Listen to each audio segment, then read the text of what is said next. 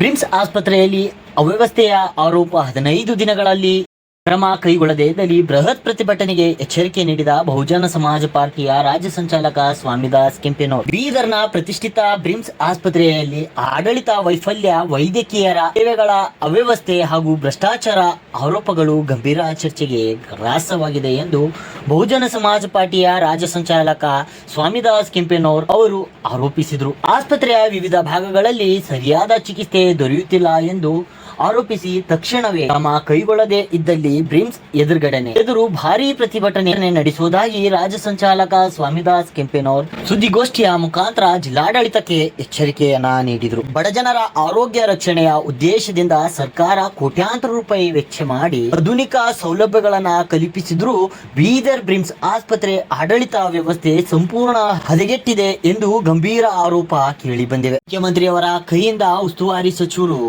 Cath lab ವಿಭಾಗವನ್ನ ಉದ್ಘಾಟನೆ ಮಾಡಿದ್ರು. 1 ವರ್ಷ ಕಳೆದರೂ ಅದು ಸಾರ್ವಜನಿಕರ ಉಪಯೋಗಕ್ಕೆ ಬರ್ತಾ ಇಲ್ಲ.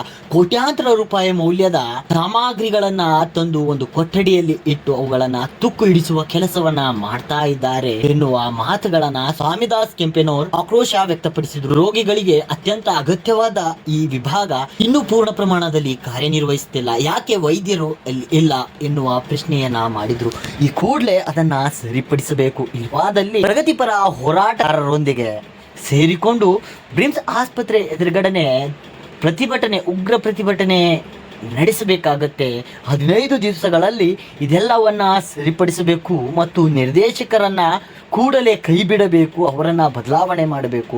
ಅವರಿಗೆ ಮನವಿ ಪತ್ರವನ್ನ ಸಲ್ಲಿಸಲು ಹೋದ್ರೆ ಕುಂಟು ನೆಪಗಳನ್ನ ಹೇಳ್ತಾರೆ. ನಾನು ಮನವಿ ಪತ್ರವನ್ನ ಸ್ವೀಕೃತಿ ಮಾಡಲಿರುವುದಿಲ್ಲ ಎನ್ನುವ ಹಾರೈಕೆಯ ಉತ್ತರವನ್ನ ನೀಡ್ತಾ ಇದ್ದಾರೆ. ಹಾಗಾದ್ರೆ ನಮ್ಮ ಕಷ್ಟಗಳನ್ನ ಯಾರ ಮುಂದೆ ಹೇಳಿಕೊಳ್ಳಬೇಕು? ಇವರನ್ನ ನಿರ್ದೇಶಕರನ್ನಾಗಿ ಮಾಡಿದ್ದು ಯಾವ ಕಾರಣಕ್ಕೆ? ಇಲ್ಲಿರುವಂತ ಸಾಮಗ್ರಿಗಳು ಕಳ್ಳತನ ಆದ್ರೂ ಇವರು ಸುಮ್ಮನೆ ಇರ್ತಾರೆ. ಇಲ್ಲಿರುವಂತ CCTV ಫುಟೇಜ್ಗಳು ಏನ್ ಮಾಡ್ತಾ ಇದೆ? ಹಾಗಾದ್ರೆ ಕೋಟ್ಯಾಂತರ ರೂಪಾಯಿ ಸಾಮಗ್ರಿಗಳು ಎಲ್ಲಿ ಹೋಗಿವೆ? ಯಾರು ಹೊಣೆಗಾರರು? ಇದು FIR ಆದ್ರೆ ಸಾಲದು, ಇದಕ್ಕೆ ಸೂಕ್ತ ತನಿಖೆಯನ್ನು ನಡೆಸಿ ತಪ್ಪಿಗಸ್ತರನ್ನ ಬಯಲಿಗೆ ತರಬೇಕು ಎನ್ನುವ ಮಾತುಗಳನ್ನ ಹೇಳಿದ್ರು. ಈ ಸಂದರ್ಭದಲ್ಲಿ ಕಲ್ಯಾಣ ಕರ್ನಾಟಕ ನಿರ್ಮಾಣ ಸೇನೆಯ ಜಿಲ್ಲಾಧ್ಯಕ್ಷರಾದ ಜಾನೀಸ್, ಉಪಾಧ್ಯಕ್ಷರಾದ ಶ್ರೀನಾಥ್ ಸರ್ಗಾ, ಕಮಲ್ ಹಸನ್ ಸೇರಿದಂತೆ ಅನೇಕ ಮುಖಂಡರು ಸೇರಿ ನಗರದ ಪತ್ರಿಕಾ ಭವನದಲ್ಲಿ ಸುದ್ದಿಗೋಷ್ಠಿಯನ್ನ ನಡೆಸಿ ತಿಳಿಸಿದ್ರು. ಏನೆಲ್ಲ ಈ ಸುದ್ದಿಗೋಷ್ಠಿಯಲ್ಲಿ ಹೇಳಿದ್ರು ಅನ್ನೋದು ನೋಡೋಣ ಬನ್ನಿ. ಇವತ್ತು ಬೀದರ್ ಜಿಲ್ಲೆಯಲ್ಲಿ ಸರ್ಕಾರ ಅನೇಕ ರೀತಿಯಿಂದ ಸೌಕರ್ಯಗಳ ಮೇಲೆ ಸೌಕರ್ಯಗಳನ್ನು ಕೊಡ್ತಾರೆ.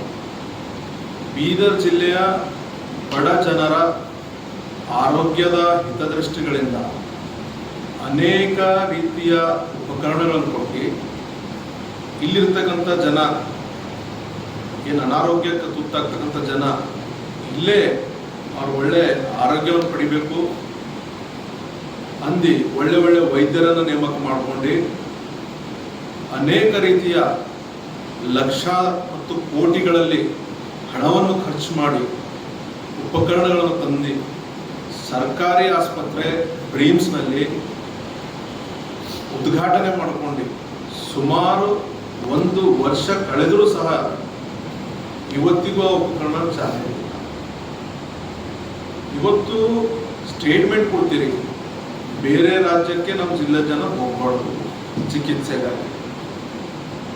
ನಮ್ಮ ಜಿಲ್ಲೆ ಸಮಸ್ಯೆ ನಮ್ಮ ಜಿಲ್ಲೆನಲ್ಲೇ ನಿವಾರಣೆ ಆಗ್ಬೇಕಂತ ಹೇಳ್ಕೊಂಡು ರಾಜ್ಯ ಸರ್ಕಾರದಿಂದ ಅನುದಾನಗಳು ತಂದ್ಕೊಂಡು ಕೀಲಿ ಹಾಕಿಟ್ಟಿದ್ದೀರಿ.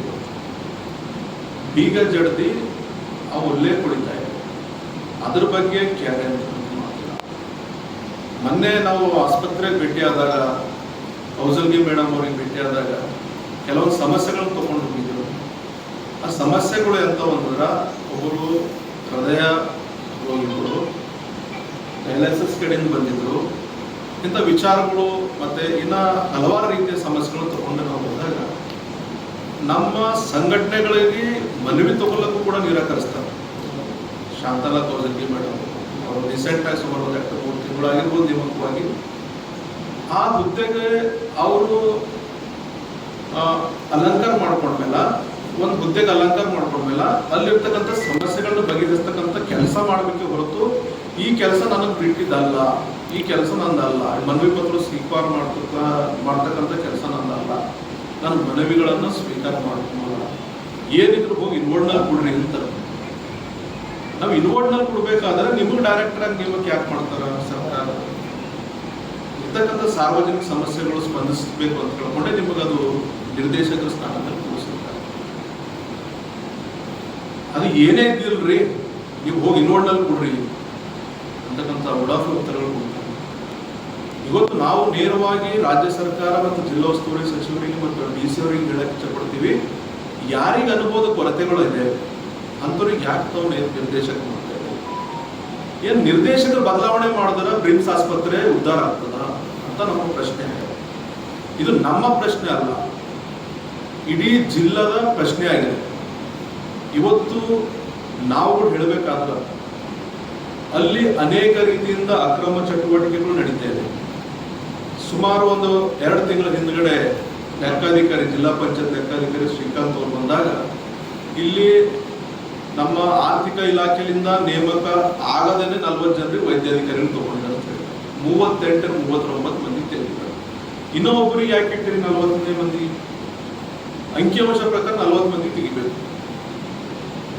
39 ತೆಗೆದಿದ್ದಾರೆ. ಎಲ್ಲರಿಗೂ ಕೂಡ ಒಂದೇ ಬೇಸ್ನಲ್ಲಿ ಆಯ್ಕೆ ಮಾಡ್ಕೊಂಡಿದ್ವಿ. ಅದರಲ್ಲಿ ಸಚಿನ್ ಅಂತ ಗುದ್ಗೆ ಹಾಸ್ಪಿಟಲ್ನಲ್ಲಿ ಒಬ್ಬರಿದ್ದಾರೆ, ಟ್ವಿಟರ್ ಅಂತ ಕೆಲಸ ಮಾಡ್ತಾರೆ. ಅವರು ಒಂದು ಗುಂಪು ಕಟ್ಕೊಂಡು ಬ್ರಿಮ್ಸ್ ಆಸ್ಪತ್ರೆಯಲ್ಲಿ ಸೇವೆ ಮಾಡ್ತಾರೆ. ಅವ್ರ ಡ್ಯೂಟಿ ಏನಿದೆ? ಲೆಕ್ಚರಿಂಗ್. ಅವ್ರು ಮಾಡೋದೇನು? ಬ್ರಿಮ್ಸ್ ನಿರ್ದೇಶಕ ಕಚೇರಿಯಲ್ಲಿ ಕೂತಿ ಮಂತ್ರಿ ಅವರು ಮಹೇಶ್ ತಂದೋರೆ ಅಂತ ಇರ್ಬೋದು.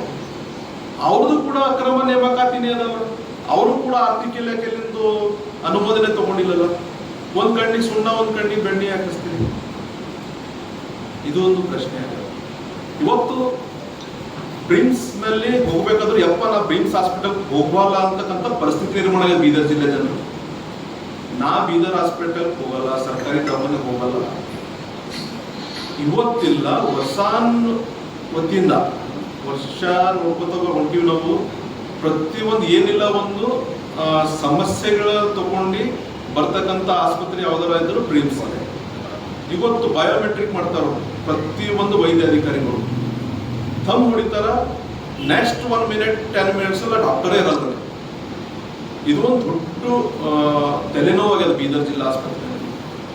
ನಾವಿವತ್ತು ಪತ್ರಿಕಾ ಗೋಷ್ಠಿ ಮಾಡಬೇಕು, ಜಂಟಿ ಗೋಷ್ಠಿ ಮಾಡ್ಲಿಕ್ಕೆ ಕಾರಣ ಏನಂದ್ರೆ ಪ್ರತಿಯೊಂದು ಡಾಕ್ಟರ್ಸ್ ಇವತ್ತೇನು ಬಡ ಜನರ ಕಡೆ ತಮಗೆ ನೇಮಕ ಮಾಡಿದ ಸರ್ಕಾರ, ನೀವು ಸರ್ಕಾರಿ ಸಂಬಳಗಳನ್ನು ತಗೊಂಡು ನಿಮ್ಮ ಖಾಸಗಿ ಆಸ್ಪತ್ರೆ ನಡೆಸ್ಮೇಲೆ ಇಲ್ಲಿ ವೈದ್ಯಾಧಿಕಾರಿಗಳು ಯಾರಿರ್ಬೇಕು? ಇವತ್ತು ಎಷ್ಟೋ ಮಂದಿ ನರ್ಸಿಂಗ್ GNM ಮಾಡ್ತಾ ಇದಾರೆ, ಅವ್ರಿಗೆ ಟ್ರೈನಿಂಗ್ ಆಗ್ತಾ ಇದಾರೆ. ಅವರು ಕೂಡ ಅವ್ರು ಕಲಿತಕ್ಕಂಥ ವಿದ್ಯಾರ್ಥಿಗಳು ಏನು ಟ್ರೀಟ್ಮೆಂಟ್ ಕೊಡ್ತಾರೆ? ಫೋಟೋ ಹೊಡಿತಾರೆ. ಈ ರೀತಿ ಯಾವ್ದಾರ ಒಂದು ಪೇಷಂಟ್ ಬಂತು ಅಥವಾ ಅವ್ರದ್ದೇನೋ ಸ್ಕ್ಯಾನಿಂಗ್ ಮಾಡೋದು ಅಂದ್ರೆ ಈ ರೀತಿ ಫೋಟೋ ಹೊಡೆದು ಡಾಕ್ಟರ್ಗೆ ಹಾಕ್ತಾರೆ. ಆ ಡಾಕ್ಟರ್ ಎಲ್ಲೋ ಇರ್ತಾರೆ ಯಾವುದೋ ಖಾಸಗಿ ಆಸ್ಪತ್ರೆಯಲ್ಲಿ. ಅವ್ರು ಅಲ್ಲಿಂದ ರಿಪ್ಲೈ ಮಾಡ್ತಾರೆ, ಈ ಗೋಲಿ ಕೊಡು, ಇದು ಇಂಜೆಕ್ಷನ್ ಕೊಡು, ಈ ಟ್ರೀಟ್ಮೆಂಟ್ ನಡೀತದೆ. ಇದ್ರ ಕಡೆಯಿಂದ ನೀವು ಸಂಬಳ ಕೊಡೋದೇನು ಸರ್ಕಾರ? ಇದು ಬ್ರಿಮ್ಸ್ ನಿರ್ದೇಶಕರು ಸ್ಪಷ್ಟೀಕರಣ ಕೊಡಬೇಕು. ಇದ್ರ ಕಡೆಯಿಂದ ಸಂಬಳ ಕೊಡ್ಲತ್ತೀರೇನೋ ನಿರ್ದೇಶಕರು. ಸರ್ಕಾರ ನಿಮ್ಗೆ ವಾಟ್ಸಪ್ ಮೂಲಕ ಹೇಳ್ತಕ್ಕಂಥ ಸನ್ನಿವೇಶ ಮಾಡಕ್ ಕೊಡ್ತದೆ. ನಿಮ್ಗೆ ಸುಮಾರು 1 ಲಕ್ಷ 1.5 ಲಕ್ಷ ರೂಪಾಯಿ ಸ್ಯಾಲರಿ ಇದೆ ವೈದ್ಯಾಧಿಕಾರಿಗಳಿಗೆ. ಇವತ್ತು ಹೊರಗಡೆ ಹೋಗಿ ಸೇವೆ ಮಾಡ್ತಾರೆ. ಸೇವೆ ಮಾಡ್ಲಿಕ್ಕೆ ಬೇಡ ಅಂತೀವಿ. ನಿಮಗೆ ಸೇವೆ ಮಾಡೋದೇ ಅಷ್ಟು ಇಷ್ಟ ಆದ ಖಾಸಗಿ ಆಸ್ಪತ್ರೆ ಅಂದ್ರೆ ಇದು ರೀಸನ್ ಕೊಟ್ಬಿಡ್ರಲ್ಲ. ಅಥವಾ ನಾವು ಇನ್ನೊಂದು ಹೇಳ್ತೀವಿ, ಇವತ್ತು ಹೃದಯ ರೋಗ ಚಿಕಿತ್ಸಾ ಕೇಂದ್ರ ಉದ್ಘಾಟನೆ ಮಾಡಿ 1 ವರ್ಷ ಆಯ್ತು, ಕ್ಯಾಥ್ ಲ್ಯಾಬ್. ಇವತ್ತಿಗೆ ಡಾಕ್ಟರ್ಸ್ ಇಲ್ಲ, ಅದಕ್ಕೆ ಡಾಕ್ಟರ್ಸ್ ಕೂಡ ಇಲ್ಲ. ಮತ್ತು ಆಸ್ಪತ್ರೆಯಲ್ಲಿ ಅಂತ ದೊಡ್ಡ ದೊಡ್ಡ ಉಪಕರಣಗಳು ಯಾಕೆ ತಂದಿಟ್ಟಿದ್ದೀರಿ? ಡಯಾಲಿಸಿಸ್ ಕಡೆಯಿಂದ ಎಷ್ಟೋ ಅದರಲ್ಲಿ ಏನೇನು ಹಾಕಿ ಅದು ಡಯಾಲಿಸಿಸ್ ಮಾಡ್ತಾರ ಕೆಮಿಕಲ್ಸ್ನಲ್ಲಿ. ಅದ್ರ ಉಪಕರಣಗಳು ಇದೆ, ಅದ್ರಲ್ಲಿ ಏನು ಮೆಟೀರಿಯಲ್ಸ್ ಹಾಕಬೇಕು ಅದನ್ನು ಕೂಡ ಇಲ್ಲ. ಇವತ್ತು ಎಷ್ಟೋ ಜನ ಹೊರಗಡೆ ಹೋಗ್ತಾ ಇದ್ದಾರೆ. ಮತ್ತು ಬ್ರಿಮ್ಸ್ನಲ್ಲಿ ಕೋಟ್ಯಾಂತರ ರೂಪಾಯಿ ಖರ್ಚು ಯಾಕೆ ಆಗ್ತಾ ಇದೆ? ಇವತ್ತು 100-125 ಕೋಟಿ ರೂಪಾಯಿ ಖರ್ಚು ಮಾಡಿ ಆಸ್ಪತ್ರೆ ಕಟ್ಟಿದ್ದಾರೆ. ಬಡವರ ಕಲ್ಯಾಣ ಕಡೆಯಿಂದ ಬಡವರ ಒಂದು ಆರೋಗ್ಯ ಹಿತದೃಷ್ಟಿಯಿಂದ ಕಟ್ಟಿರ್ಬೇಕಲ್ಲ. ಎಷ್ಟೋ ಮತ್ತು ಅದರಲ್ಲಿ ನಿಯಮಗಳಾಗಿದೆ, ಸುಮಾರು ಮೀಟಿಂಗ್ಸ್ಗಳು, ಸಭೆಗಳಾಗಿದೆ. ಅಲ್ಲಿರ್ತಕ್ಕಂಥ PG ಡಿಗ್ರಿ ಮಾಡದೆ ಸರ್ಕಾರದ ನಿಯಮ ಉಲ್ಲಂಘಿಸಿ ಸೇವೆ ಮಾಡುತ್ತಿರುವ ಜೈಸಿಂಗ್ ಅಂತಕ್ಕಂಥ ವ್ಯಕ್ತಿ. ಒಂದು ಆ ವ್ಯಕ್ತಿ PGನೇ ಇಲ್ಲ, PGನೇ ಕಂಪ್ಲೀಟ್ಸಿಲ್ಲ, ಇವತ್ತಿಗೂ ಕೂಡ ಸೇವೆ ಮಾಡ್ತಾ ಇದ್ದಾರೆ.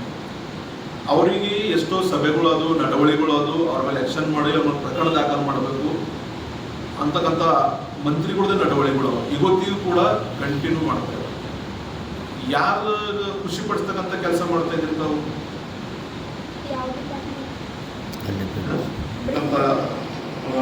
ಅವ್ರು ಆಕ್ಚುಲಿ ಲೆಕ್ಕ ವಿಭಾಗದಲ್ಲಿ ಇದ್ದಾರೆ ಪ್ರೆಸೆಂಟ್ ಆಗಿ.